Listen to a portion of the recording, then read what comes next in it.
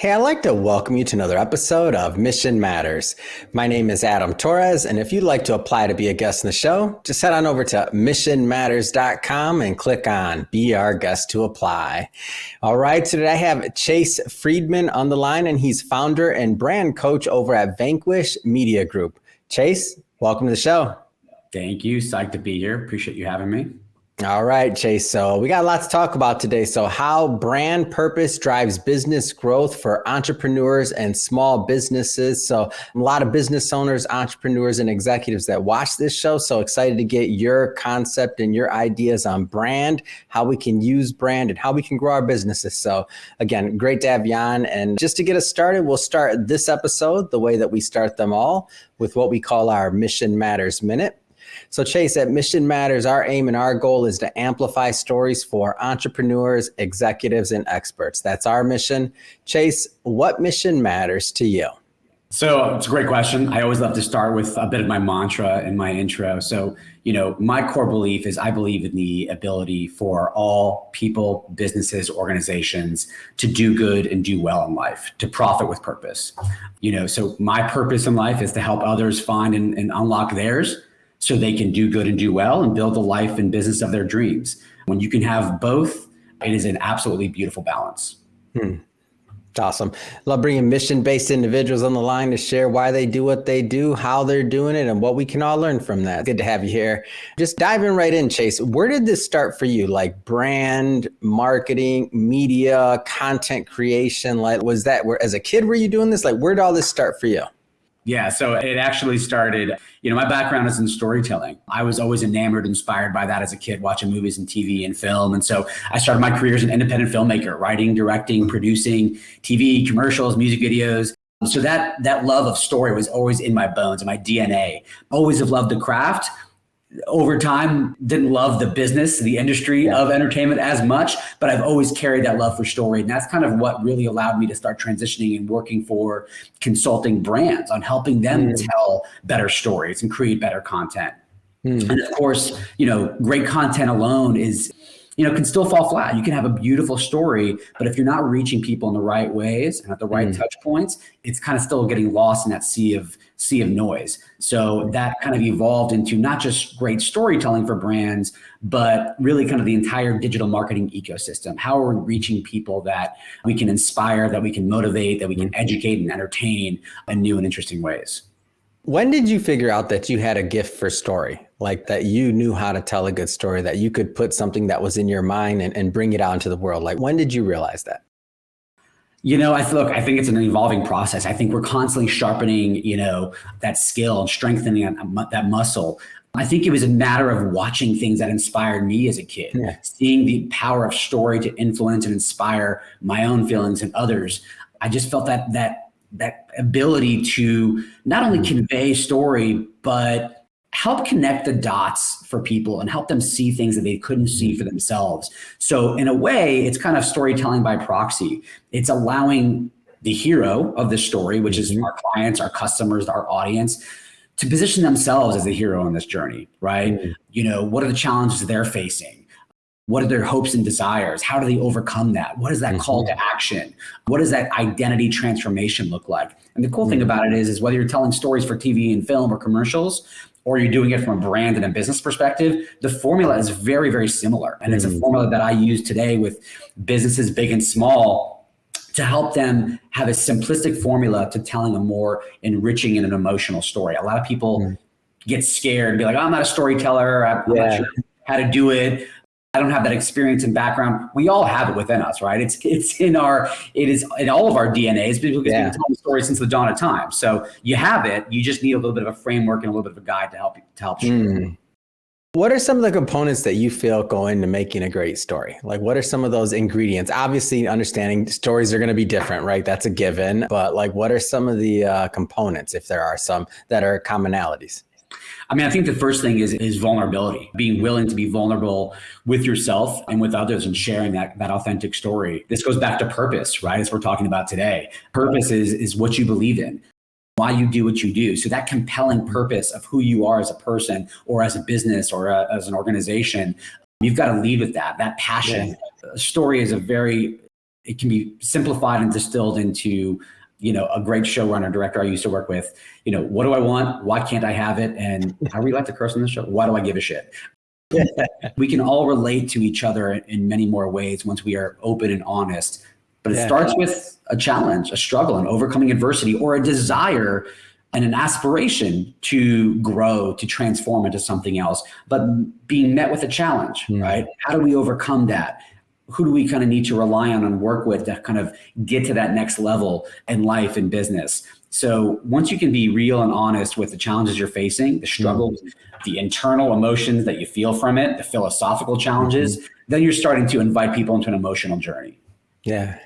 I'm a big fan, and you don't know this, but I'm a big fan of people that come from the commercial world of entertainment, like commercials, specifically shooting commercials and things, and then transition or add to their toolkit helping small business owners. And the reason I'm such a big fan of that is because I feel like in commercials where every single frame is like poured over, there's not a frame wasted in a great commercial, and some of the budgets are, pretty substantial. So when you go into like creating content for businesses and things like that, like I've heard, business owners say things like, it's only going to be a 1 minute video. Well, I can't tell a story in 1 minute, or I can't and I'm just thinking like Instagram or whatever, a reel, it's only a minute. It's like, how could I possibly tell a story in a minute? But people that come from the commercial world, I mean, if you're talking about that's an eternity, a minute, like especially depending on the format. You talk of even half minute commercials for Super Bowl? No, I don't think so. But obviously that's the highest level. But talk to me a little bit about what goes into, now that you've made this, one of the things you're doing is helping business owners. Before we get into like the craft of the brand and everything else, what's it like working with business owners? That's different. Small business owners can be, I'll say myself, I can be challenging. Small business owners versus entertainment, it's a little bit different. What's that like? How have you liked that working with small businesses?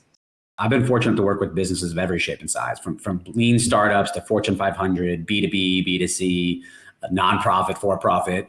And I love it because it stretches different muscles. It allows you to kind of explore and experience different people and different missions of the organizations. But what I keep coming back to is I really do love helping small, medium-sized businesses, startups, because they are still so kind of new and agile and nimble in their process and their journey. In a lot of ways, it's really hard to move or to steer a large ship like a Fortune 500, right? You're in kind of a, sometimes a 2-seat sort of speedboat cruiser when you're running a small business, and you can take risks, right? And you can make more discernible and immediate change within that business and organization. I love it because I've been in those shoes myself. I didn't start out as a business owner or as an entrepreneur. School of the hard knocks, right? It's the same way I kind of learned filmmaking. Didn't go to film school, but learned by doing and by growing and by making mistakes and learning from it. So same thing in business. I love being able to help people on that journey, give them the advice and consult and guidance that I wish I had earlier on. Be a guide, be a coach, be a mentor, be a consultant. It's something that I've always had the ability, and I'm grateful for it, to help to see things in people they don't readily see for themselves, help them connect the dots, the skills, the innate abilities, that passion, that purpose they have in here. Sometimes it's just a matter of getting clarity, right? You can have passion for what you do. You can be purpose driven, but to also have that clarity, it's that constellation of where you're going and how you'll get there. That's often the missing piece. And I just love exploring that and helping guide people on that journey. Yeah. And I think this is a good transition. So let's go further into purpose. So brand purpose, how do you define that? Like, how do you approach that? Really simplistically, it's why you do what you do, right? What you believe in, what you stand for as a person and as a business and a brand. When you're a smaller organization, I do believe it should start from the inside out, personal development leading to professional development. So being real, being honest, being authentic with why you do what you do, what you stand for, what you believe in, that to me is purpose, beyond the bottom line, right? What you believe in beyond the bottom line. Making money is great. We want to do that in business, but hopefully there's a little bit of a deeper meaning behind it. Yeah. Why is this concept of brand purpose so important for standing out in today's marketplace? Great question. I really do believe that brand purpose is the ultimate differentiator. in today's marketplace. Standing up and standing out for what you believe in and your values and your mission is what separates you from the sea of sameness. And in a deeper and an emotional way, which is how people want to interact. People buy based off of emotion, right? More people want to buy from, work for, invest in purpose-driven businesses and companies that align with their values or help them, make good on their aspirations in life. So I think it's not only is it feel really good when you're doing work that is fulfilling and motivating and aligned with your passion, but it's strategic, right? It is absolutely strategic in helping you make decisions that for the state of your business, how you're going to serve and support your customers, for your product, for your services. And ultimately, I look at it as purpose positioning. It's how you're positioning yourself in the marketplace, aside from the rest of the competitors out there that may be competing on price and features and functionality and things of that nature. There can only be a few winners when you're going based off of price and specs and more tangible benefits like that. The thing that I think has staying power and deeper meaning is that why that cuts deeper to the minds, the hearts of your clients and customers. Yeah. And oftentimes, and I'll be interested to hear your opinion on this, oftentimes when I'm talking to, like, for example, when I'm doing an interview like this and I have a CEO or a founder of a company on the line and they're telling me about their company and this and that, and I'll be kind of drilled deeper trying to figure out like the story behind it, like what makes it tick. And I feel like many have, even for businesses that have been around for a while, like maybe they have some trouble telling their story or their purpose. It's not that they want to be inauthentic, by the way, like nobody's doing it intentionally, but just maybe they don't have the skills or the tools to kind of make that happen. Are there any frameworks or tips or anything like that can help some of those that are watching this program to kind of figure out how to tell their story better and how to represent their brand better? Yeah, I mean, look, I think there's a few great frameworks out there. I'm a big fan of Story Brand, Donald Miller. It's kind of a great framework for brand storytelling, which is really rooted in the core of storytelling in general. Simon Sinek, Golden Circle, why, start with why. It's a great model as well. But again, I don't think there's ever too soon or too late to kind of really dig deep. These are tools that, are already in our consciousness. That's just kind of simplifying the process, but ultimately, I don't think there's ever too soon or too late to kind of dig deep. This is something that I found, midway through my career. I didn't start that way. Starting a new business, dealing with imposter syndrome and fear of failure and, all these different things, you tend to say yes to a lot of opportunities and deals that, are going to help you get your start. Right. And we all have to go through that process to kind of build and refine our skill set. Got to get that revenue in. Come on, man. We got to stay afloat.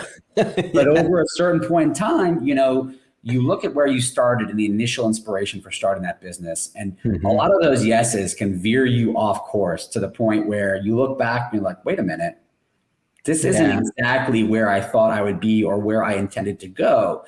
So being willing to take a look in the mirror, recalibrate what is important to you, what you do love about what you do and who you serve. And for me, that, what I understood and what I kind of had to unpack, and this was kind of hitting some low points in life, personally, professionally, being brought to my knees with some tough decisions and tough breaks on the business side. Instead of hanging it up, I had to pick up the piece and say, all right, if I'm going to proceed with this, who do I really enjoy serving? And where's the greatest difference I can make in people's lives? And for me, that was with those sorts of people and organizations that had a deeper, more passionate, purpose-driven drive to serve, right? And yes, make money, and yes, profit, but do so with purpose for a greater good, whether for themselves and their own families, for their team, for their community, for the world at large. I do believe there's many different frameworks about how to tell better stories, but quite frankly, you've got to get in the mindset of not trying to be all things to all people. You've got to be willing to stand up for what you believe in and know and trust, and this is true, that your tribe, your core audience, your super consumer will find you, right? They will connect on a deeper level with who you are and what you believe if you're willing to share it with them. Yeah. I love it. And speaking of that, connecting with that core consumer. How can this, like being purpose driven and really understanding your brand, how does that drive growth? Like how can that in today's stakeholder driven society, like how does that drive growth? Exactly. Yeah. So we're in this an amazing time right now where it is very much stakeholder driven economy, this conscious consumerism, people demanding more out of the businesses and products they buy from and support. Right. So, and the data is there to support it. It is not, this is not a trend. This is not a fad. This is where business is going in society. And so, for example, consumers are 4 to 6 times more likely to purchase from, protect, and champion purpose-driven companies that align with their values, right? 2 in 3 consumers are willing to pay a price premium for those products and services, okay?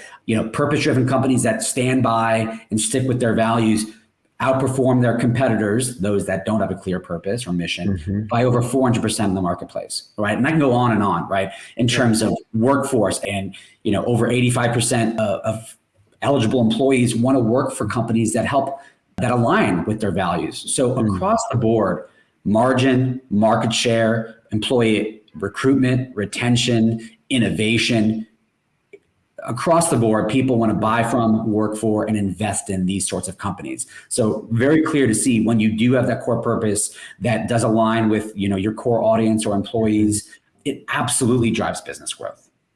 Yeah, I can see that, by the way, and I'll tell you a quick story. So I know when we started this company, it was called Money Matters, and not saying we have anything against money, by the way, but when we kind of shifted, and that wasn't like an inauthentic thing, it was actually a growth thing. So when we first started, all that we were covering was money content, like that was it. I was a financial advisor at that time. I was in that business of money, so it was just a little bit different. So just to be clear there, but as we look back and we reflected on the content, we were like, there's only like 15% of the content that we're actually shooting is actually about money. Like it was only 15, maybe 20% of like the hardcore content. So we kind of reflected, we looked back, and I was actually interviewing somebody one day and they said, Adam, money matters, but mission matters too. And it hit me like we always thought of ourselves as mission based. We just didn't like lead with that. And when we changed the entire company, the shows, everything over to mission matters, that's when things started to get interesting. And we still have our money show, by the way. But the overall brand pivoted to something that was more closely aligned to what we were doing as we were finding our identity and we were rewarded by the marketplace. Yeah. So I share that because for those that are out there, maybe watching this or listening to this that are like, yeah, they're talking about a bunch of brand stuff, but how does that apply to me? And yeah, of course I'm purpose driven, but I'm just starting out. And my purpose right now is how do I keep the doors open? Sure. I get it. I understand. And I'm with you. Like but the things that Chase is sharing, they're not like in lieu of. Like once upon a time, it might have been this was in lieu of. It would have been like a trade-off. Now the marketplace is actually rewarding people, right? That are authentic, that are purpose-driven, that are thinking about their brand, that are staying consistent with their brand. I think it's a great time to be in business. Yeah, look, you just shared a great anecdote. The fact that you unlocked a lot more interest and audience and impact by shifting to more of a purpose or mission-based, just name orientation of who you were as an entity, that resonated on a deeper level than just kind of, money, right? So, this is something that you made a great point. Profit and purpose are not mutually exclusive, right? Yeah. A lot of, business owners, especially small business owners, they feel daunted, intimidated, like this purpose has to be this world-saving, revolutionary statement. It doesn't. This is just something that means something personally to you, that fuels and inspires you. And guess what? Odds are it's going to inspire somebody else as well. It doesn't have to be solving world hunger or climate change or social injustice. If you can do those things, that's great. And for me, that was also a motivating factor. I understand that I am not on the front lines of some of these big existential challenges, but I know that my place and my purpose is in helping and serving and elevating those who are, right? So they can make a greater impact. And that's kind of my place. Give yourself some grace, being true to, what means something to you, and not trying to make something that is bigger than you can really fulfill, because the last thing you want to do is what we call purpose washing, right? You're just talking the talk, But purpose washing. I've never heard that. That's interesting. Yeah. Purpose washing, you said? Yeah, I mean, it's kind of like, we've maybe heard of greenwashing, right? So basically, it's checking a box. It's saying, you're going to do a lot of these great things in the world, or your company's committed to X, Y, and Z, and not really backing it up. And unfortunately, we're getting better, but there's not a whole lot of regulations or standards or measurement protocols that we're holding companies accountable to. Yeah. So it's not just greenwashing, it's purpose washing, right? Companies that are simply speaking it out loud and speaking it into existence, or putting out a social post because they think it, sounds good, or it might, be good optics or PR, but they're not walking the walk, right? They're not bridging promise with performance. And so don't set out with something so lofty that you don't feel like you can actually make a tangible impact. Do something, and even start small, right? For yourself, for your own team, doing better and doing right by your employees, right? Or the community around you, right? And go from there. Start from the inside out, and you'll be on a pretty good track. Amazing. Well, Chase, this has been a lot of fun having you on today. And I learned a lot. I hope the audience did as well. I have to ask, what's next? What's next for you? What's next for your business? Great question. I mean, I've been running this agency for the last 7-8 years, which have been fabulous, have some great clients, but I have found myself more called into coaching and consulting for leaders, entrepreneurs, SMBs, where I can get in the trenches with them, get my hands dirty and helping them solve more complex challenges. And that's something that I'm inspired by. That's, obviously in alignment with my mission. For me, just, it's like a roadshow, trying to continue to educate and evangelize that you can have this beautiful balance of profit and purpose, do good, do well, because, I'm still working towards it every day, right? Yeah. It's a journey, it's a pursuit. But when you can have both of those things in life and business, it's really a beautiful balance. And Vanquish Media Group, if somebody's watching this and they want to connect with you and your team, how do they do that? You can connect directly with me on LinkedIn. Always love to have a connection, a chat, an in-person meeting if we can, if you're in, Los Angeles area, or virtual coffee. And then on Vanquish Media Group as well. We've actually got a really great sort of white paper that curates a lot of the data and statistics that we talked about today around the ROI of purpose, right? Making the business case for committing to brand purpose. Amazing. For everybody that's watching, we'll put all the information for Vanquish Media Group in the show notes, so you can just click on the links and head right on over. And speaking of the audience, if this is your first time with Mission Matters and you haven't hit the subscribe or follow button, this is your personal invitation. Don't forget to hit that subscribe button. This is a daily show. That means each and every day we're bringing you new entrepreneurs, new ideas, and hopefully new inspiration that helps you along in your journey as well. Chase, this has been, again, so much fun. Thanks again for coming on the show. My pleasure, Adam. Thanks so much for having me.